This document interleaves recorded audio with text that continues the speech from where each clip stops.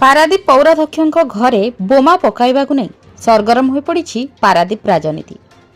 घटना को 3 दिन हो गलानी। पुलिस तदंत चली बेले एही घटना किए संपृक्त अछंती केउ कारण को नहीं बोमा माड़ करा जायछि ताहाकु पुलिस सार्वजनीन करिबारे विफल होईछि। पारादीप प्रथम नागरिक असुरक्षित थिबा बेले साधारण जनता केते सुरक्षित बोली दलगत निर्विशेष विभिन्न संगठन तरफ प्रश्न उठाइछंती। पुणी थरे अशांत होईछि बंदर नगरी। पारादीप प्रथम नागरिक असुरक्षित होई पड़िथा बेले साधारण जनता सुरक्षा को नहीं प्रश्न उठाइछंती विभिन्न संगठन और राजनैतिक दल। बीजेडी तरफ प्रेस मीट रे पौराध्यक्षों घर उपरकू बोमा माड़ घटना को तीव्र निंदा करने सहित यथाशीघ्र पुलिस जदि अभियुक्तों को गिरफ्त न करे तेबे बीजेडी तरफ राजरास्ता को ओह्लाइबा को चेतावनी दिया जायछि। मोना सविता महापात्र जीवन ओडिशा भाइस प्रेसिडेंट अच्छी अस्वाभाविक घटना निंदनीय घटना। बसंत बाबू गोटे अंचल जनाशुना एकदम 2 थर चेयरमैन हेले समस्त को न्याय देवार केतले ढिला करते तेणु प्रजावत्सल हिसाब से गोटे नेता हिसाब से मानती समस्ते ये जो संध्या समय 7:30 संध्या ये समय गोटे आसिक कम करवा एकदम गोटे असह्य कम निंदनीय कम प्रशासन को अनुरोध करुच्ची तुरंत हस्तक्षेप कर पिला धरतु दंड दिंतु कहीं अंचल भाईचार सहर पारादीप ये दुष्ट पवित्र लोक न था दुष्ट पवित्र लोक था एत बड़ बंदर गढ़ी न था तेणु एमती गोटे समय ये सब कम करवा ठीक नुहे।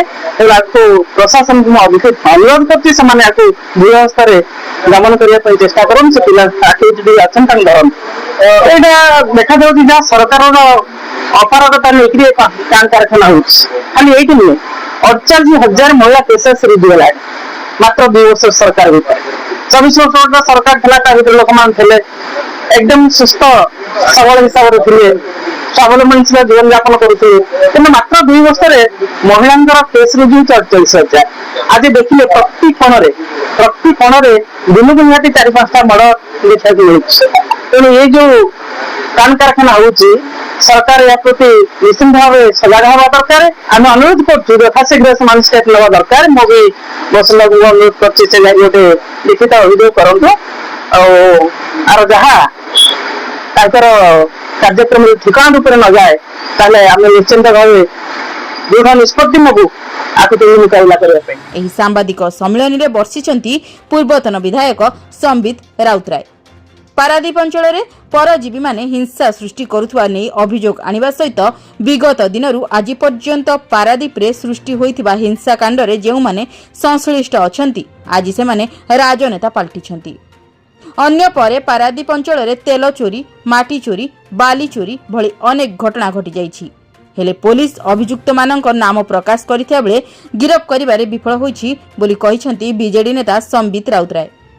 आज पारादीप पौराध्यक्षों घर उपरकू बोमा माड़ घटना रे पुलिस तदंत चलाइछि।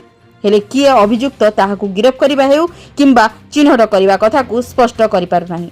एने पारादीप अतिरिक्त आरक्षी अधीक्षकों को भेटिबा सहित यथाशीघ्र अभियुक्त मानक चिन्हट करी गिरफ करने को दाबी करछंती।